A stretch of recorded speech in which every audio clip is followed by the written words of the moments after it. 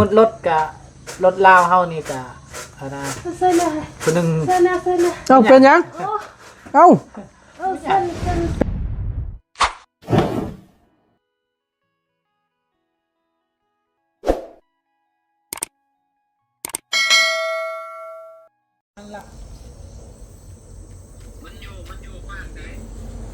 อย่างนี้บาทพี่น้องเอ้ย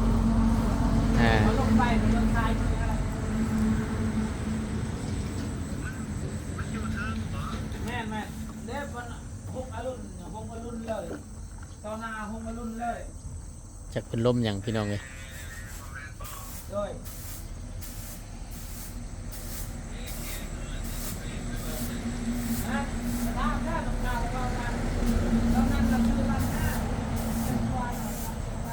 มาบ้านนี้เนาะพี่น้องเนาะบ่ตูนขออนุญาตนิดไม้ก่อนเด้อพี่น้องเด้อเสียงสิบ่ค่อยลังปานใดอึ๊บโหจวดอยู่เนาะมาพบเจอกันอีกบัดนี้พี่น้องค่อยคำลงแรงขณะนี้ก็เป็นเวลา5 โมงปลายเนาะพอดีทั้งหมดตุนก็ได้มาหาตั้งอีหลาไส้ตั้งว่าบุญคงเพิ่นก้อนเนาะก็ถือว่าอะไรมาฮอดจอดถึงเป็นที่เรียบร้อยเนาะฮอดเทือนอดชานแล้วทั้งว่าบุญคงเพิ่นก็ได้ปากันเฮ็ดหยังได้บาดนี้พี่น้องเอ้ยพอดีละถามข้าวเพิ่นก่อนเป็นเวลาหลายมื้อแล้วเนาะ สบายดีเด้อว่าบุญคงสบายดีมาฮอดจังม่วงน่ะ5 โมงเช้า 5 โมงเช้าโดย5 โมงเช้า9 นาฬิกาโดย สบายดีน้องสบายดีถือว่าหลายมื้อเติบได้เนาะโดยจังมื้อเจ้าขึ้นไปนั่นน่ะแต่วันที่24บ่ดะที่24เสียดซิวก็ข่อยขึ้นมารอบก่อนเนาะข่อยขึ้นมารอบก่อนกับวันที่25 24ลงมากับวันที่2วันที่3แม่นน่ะวันที่3ไล่เบิ่งรูปบัดนี้จังมื้อฮอดเฮือนนี่กับวันที่5ได้เบิ่งบัดนี้จังมื้อ2 มื้อจะบ่แม่นตั้งแต่เจ้าขึ้นพุ่นแหมไล่รวมเบิ่งจังมื้อบัดนี้โอ้ลายเติบแล้วเนาะช่องติดบ่แม่นฮอดติดป้ายนี่แหละติดป้ายโอ้ถือว่าดนพอสมควรป้าอัดเข้ามาเพื่อนอันน้องหัวเพื่อนนั่นพอดีทั้งนุ่งเฮิมอันอ้อมปลาลุกจะได้กินเลยก็แน่นตึ้งอยู่นี่หากกมีก็กินอีกได้ยังฮะยังมีอย่างดีบาทนี่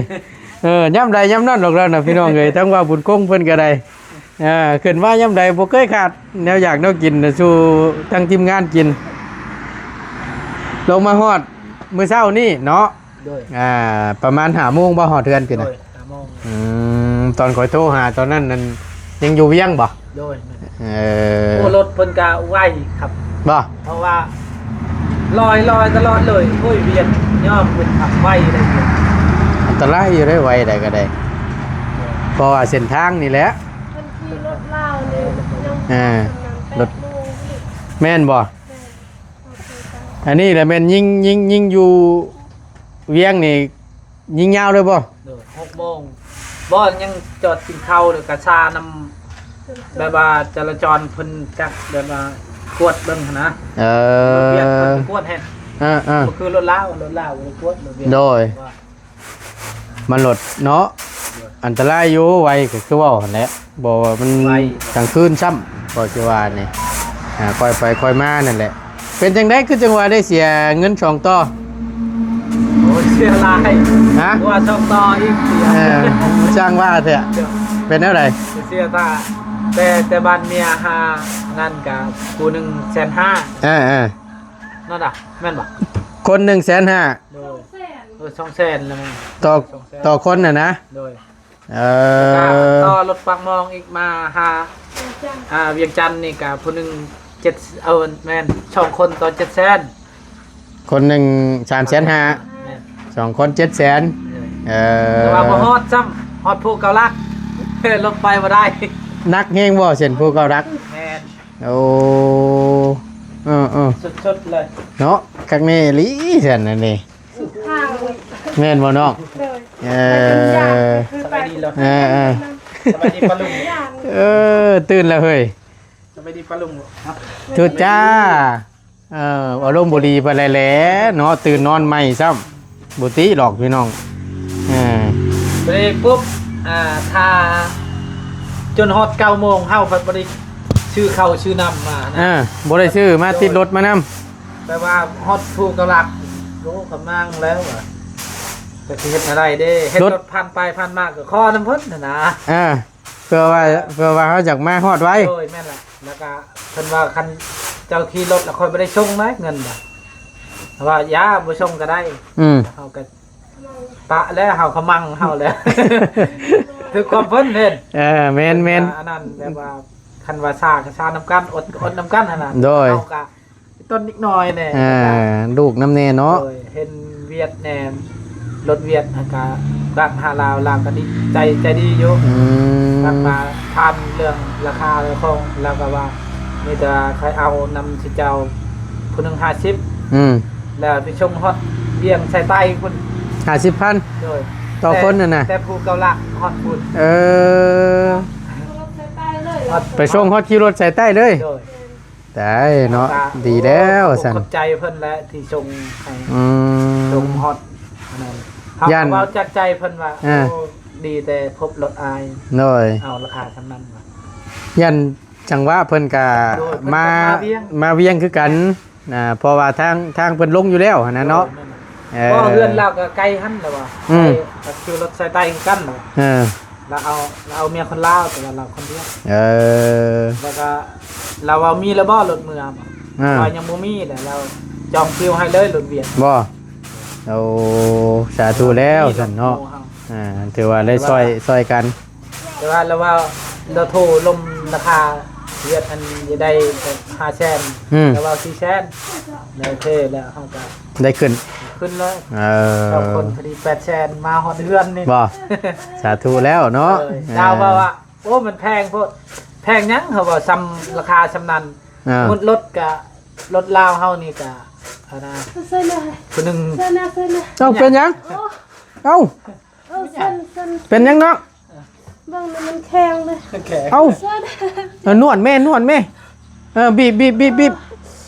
ตายช่างเป็นแท้นี่นวดแข็งเห็ดค่อยใจเย็นเนาะใจเย็นมันเอ็นแต่คิ้วประจักน่ะเจ็บป่ะเจ็บแต่มันฮดโอ้แม่นแล้วเคยเป็นได้เคยเป็นนวดให้แม่ใช่ช่างเป็นใช่พี่น้องใครเนี่ยพ่อมันพับบ่ได้เลยนั่นน่ะเนาะมันเอ็นมันจองเข้าค่อยๆนวดเนาะปัดแล้วนวดนี่โอ้FC คนมันมาโอ้จงนวดแนวมันแล้วว่ะเนาะให้มันเกี่ยงมันไกวเลยเฮ้ยนวดก่อนนวดก่อนลองมึงลองกระลิกนิ้วมึงดูฮะไรบ่โอ้ยตกใจเบิดเฮ้ยมันจนครบย่างก็ได้แข็งกว่านี้ก็เคยเป็น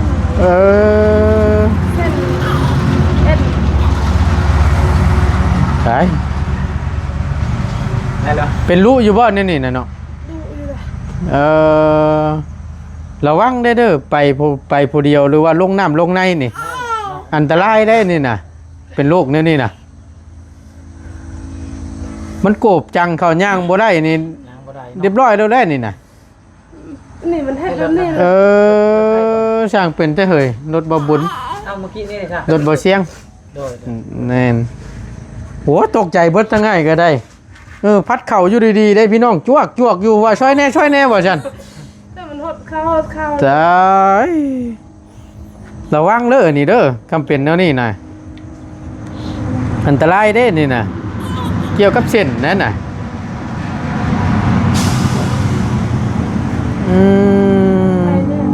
ลองยืดเบิ้งเห็ดเย็กเบิ้งนั่น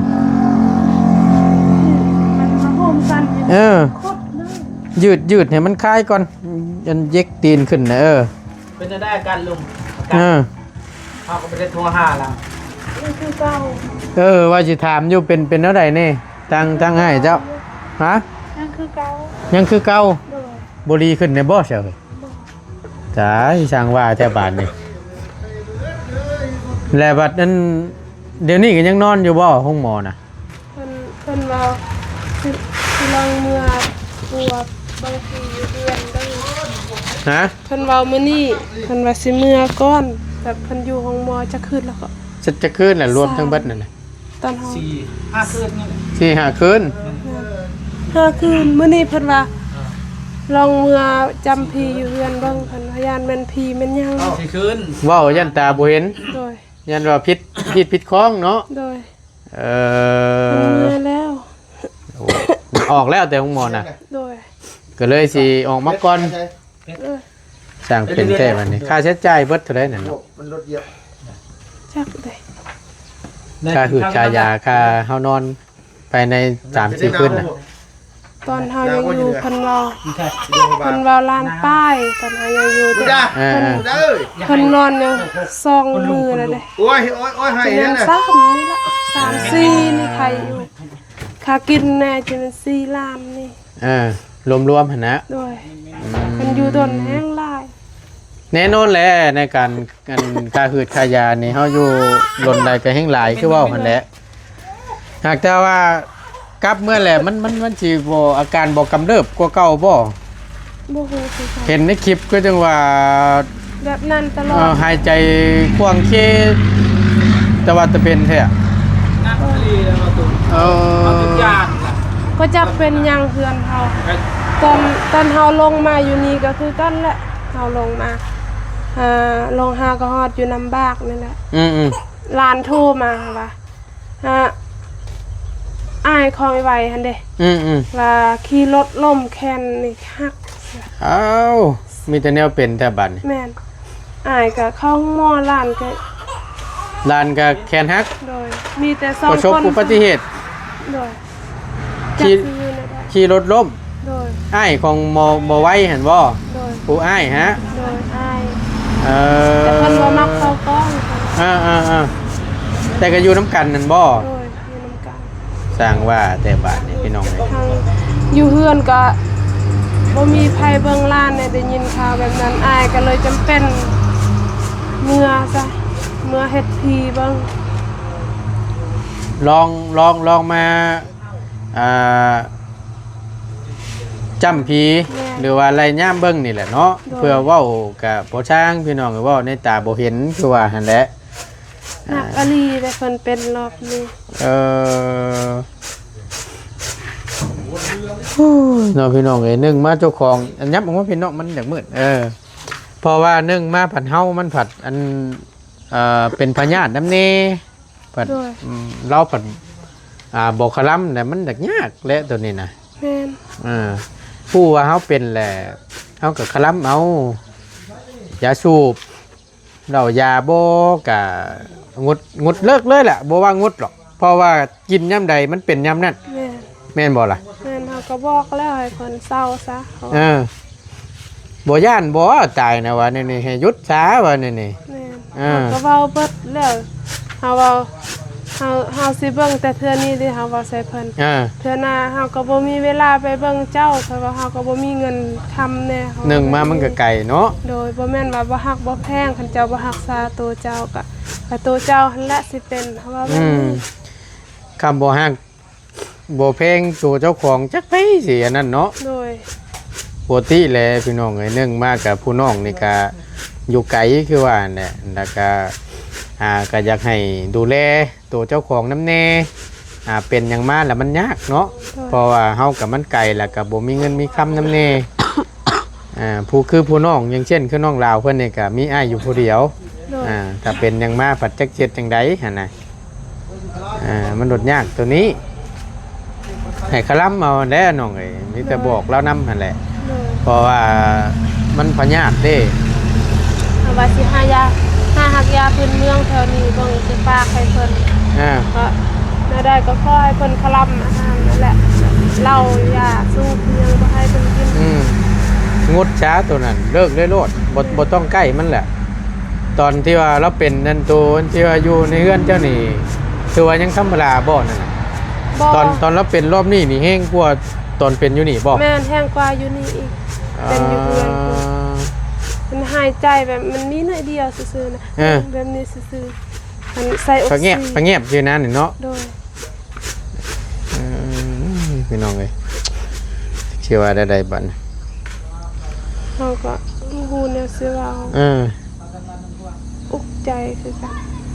จักกันใดหลานแน่จักกันใดอ้ายแน่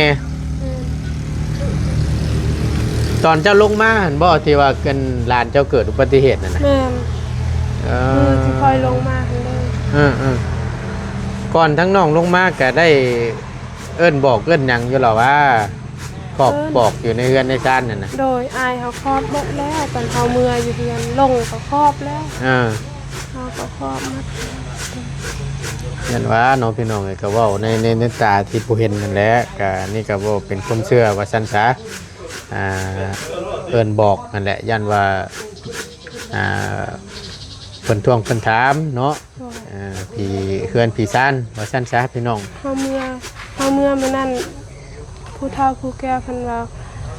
ยานเป็นน้ำเฮายังบ่ได้แต่งดองจักเพิ่นว่านั่นนะมาอยู่เฮือนเพิ่นละลาบ่แบบนี้ยานพ่อแม่ทวงหาย่านพ่อแม่น่ะถามที่ถามก็คือคนถามเนาะเพิ่นเว้าในหนึ่งก็เจ็บแล้วเฮานี่ป่วยแล้วเฮ็ดได้ใช่เขามีเงินค้ำย่อยังไงคือทั้งน้องนี่เอาปัวแล้วแต่ยังบ่ได้กินร้องยังบ่ได้ผูกคอต่อแขนแต่ย่านว่าในตาบ่เห็นย่านทั้งผู้เป็นดวงลับไปผู้แม่นี่นะเนาะย่านว่าผีถามว่าซั่นซะแม่นเฮาก็ลูกลาเพิ่นแน่เพิ่นฮักเพิ่นแพงในเมื่อผู้เฒ่าเพิ่นว่านั่นแหละบัดนี้เฮ็ดจังได๋ซะบ่คือกันขอบอกเอานำหั่นแหละเฮ็ดได้ก็ได้จำแล้วบ่เฮาจำแล้วแต่ก่อนนะเฮาเว้าเดือนหน้าเดือนปีหน้าเดือน4นี่เดือนปีหน้านี่ค่ะจักสิเป็นได้แต่งหรือบ่บ่มีเงินก็บ่ได้แต่งหากเจ้าว่า2เทื่อแล้วได้หาขอบฮะ2เทื่อแล้ว2เทื่อแล้วบ่โดย2เทื่อเทื่อนี้บอกกันขอบทั้งประวัติแต่เสียงในโฮมน้ำบ้านน้ำเนแล้วก็ปีน้ำเนเนาะก็ว่าเป็นไปได้อยู่ดีมีแห้งมีเงินมีคำก็ว่าเดือน4ปีหน้านี่บ่ก็แม่นผูกคอต่อแขนเฮ็ดมันถูกต้องที่ว่าได้เป็นน้องเลยจักกันได้หาเงินหาคำแน่นอนและในการจัดงานครั้งหนึ่งนี่ก็ได้เนาะเขาก็ต้องมีแหละแขกคนมาร่วมงานร่วมการชื่อเราอย่าปะปิ้งจัดงานแต่งกันแหละว่าชั้นช้าทั่วไปเนาะก็ต้องเสียลายแน่ตัวแหละเอาก็มีว้ยชื่นดิอันนี้ตกใจวัดคือจังหวะรับล่อแถวบ้านนี่มาแต่ทั้งใดสาวงามสาวงามประจำหมู่บ้านได้นี่อยู่น้ำน้องไทยนี่แหละบ่แม่นบ่เป๊ะสั่นก็ว่าแล้วก็ได้พี่น้องเพิ่นยังว่าโอ้ยน้องไทยเป็นสาวแล้วว่าสั่นใหญ่แล้วว่าสั่นปีหน้ายังบ่รอดอยู่รอดเป็นยังสิบ่รอดเอาผัวบ่อย่าเฝ้าเอาเด้อใหญ่ให้มันกุ้มตัวเองให้มันรอดก่อนโมเมนยังดอกเอาแต่น้อยได้จังน้อยบัดหมูมีความอดทนบัดเอาแล้วจะได้ปะยาห่างกันมีลูกมีเต้ามาผัดแห้งนักแหละเพราะฉะนั้นแล้วให้ใหญ่เอาตัวเองให้มันรอดก่อนแล้วจังค่อยสั่งครอบสั่งครัวบ่ได้เอามาได้เห็นบ่คู่มือนี่แห้งชมพูปีชมพูปุ้ยอยู่น้อยมีลูกมีผัวแหละเนื่องเพราะว่าได้ลูกได้เต้าออกมาความอดทนบ่มีปัดเอาแล้วสับสนเรื่องเงินเรื่องคำน่ะให้กันบ่เข้าใจกันปะเป็นไม่ห้างบ้านนี้ไม่ห้างลูกติด ยากอีกตัวเจ้าผู้เดียวบ่มีปัญหาหรอกคำเป็นในห้างกันมีลูกน้ำนี่โอ้ยยากแท้ๆเด้อให้ใหญ่ก่อนเด้อให้ใหญ่เอาตัวรอดก่อนแล้วจังเอามันลูกผัวก็ได้โอ้บ่ชายดอก เอาพี่น้องเอ้ยเอาจังใดกะหานั่นแหละน้องเอ้ยเพื่อฮอดเดือน4แล้วก็เฮาก็จังคอยว่ากันมีเงินมีคำแล้วก็ไปเฮ็ดเนี่ยมันแล้วมันทั่วจังใดสันเนาะก็มันก็เป็นตาย่านอยู่คือว่าแต่ว่าในคำพีถามมันบ่คือคนถามได้พี่น้องเอ้ยมันนักมีล็อกแนวเจ็บแนวเป็นนั่นน่ะอันนี้ก็ว่าด้วยความเชื่อส่วนบุคคลว่าซั่นซะพี่น้องเนาะว่าในตาบ่เห็นเฮาก็บ่ลบหลู่แล้วก็สิว่านี่เกือบได้แม่เจ้าเมื่อกี้นี่ทัดเข่าอยู่ดีๆนั่นย่างบ่เป็นช่อยแน่บอกคดก็จอดก็ไปรีบอ่ะบีบขั้นเอาอึกทึกเมื่อกี้นี่เป็นทึกเทือนแล้วเป็นไปสิลายเถื่อนแล้วนะจะคอยถือพาลูกจะย่างบ่ได้บ่ได้มันคดนี่เลยหัดบนนี้คล้ายๆแบบเอ็นมันขอดเนาะเอ็นมันตึงไปเลยนะบ่หากจะวันนี้ก็เจ็บหมดเลยคันมันเป็นจะลงเลยเบิ่งนี่บ่เอ็นถ้าว่าเป็นนี่นั่นอย่าไปคนเดียวเด้อไปหาอยู่หากินอยู่ตามแม่น้ำนะเป็นนี่ย่างบ่ได้นี่เรียบร้อยโดนได้น่ะไอ้ลีคำเป็นโรคนั่นนี่น่ะเพิ่นไปก็มีแต่ไปนำไปน้ำกันจำเป็นแล้วก็บีบนวดนั่นแหละเฮ้ยระวังนั่นแหละเนาะเป็นผู้สาวก็บ่เคยเป็นแต่คอยถือพาลูกคอยหันคนนี่นะแต่ไล่ลูกออกมาพวกนี้แล้วเป็นบ่โดยสั่งว่าแท้ก็ล่างไปจันค่อยคำลงแรง1 ข้าว1น้ำแล้วบ่นี่บ่ได้ซื้อหยังมาต้อนฉันได้มื้อนี่ตั้งใจได้มื้อนี่น่ะบ่มาเฮาก็ดีใจแล้วบ่ซัมแม่นั่นแหละสิว่าจังหน่อยใหญ่ซัมแม่จะเอาผัวหั่นน่ะบ่ใหญ่ซัมแม่จังหน่อยก็สิเอาผัวแล้วนั่นอย่าพลาดเด้อบ่แม่นความสูงซื่อห่วยเว้าบ่สร้างเด้เนาะกูมือนี่ไปฉันไปเนาะ1 ข้าว1น้ำอยู่ดีมีแห้งโดยไปเนาะกำลังปัดเข่าอยู่ดีๆบ่ฉันโอ้ยตกใจเบิดบ่ตูนก็ได้ไปพี่น้องเอ้ยขอบคุณหลายๆเบิ่งในคลิปเด้อเบิ่งด้วยบ่เชื่อละบ้าวน่ะโอ้ยถามพ่อโตจับเจือแล้วเพราะว่าอันช่วยแน่ว่าฉันมันจังเขาฮอดนี่เลยบ่ถ่ายคลิปแล้วบ่ถ่ายแล้วละบ้าวมาเกิดล่มทั้งพ่อเจ้าแหละจักหน่อยนึงพอดีพัดเข่าอยู่ก่อเชวานไปอยู่ดีมีแห้งพี่น้องเลยครับมืดเปิดตาแล้วขอบคุณหลายๆขอจบคลิปลงไว้เพียงสำนี้ก่อนเด้อพี่น้องเด้อสบายดีเด้อ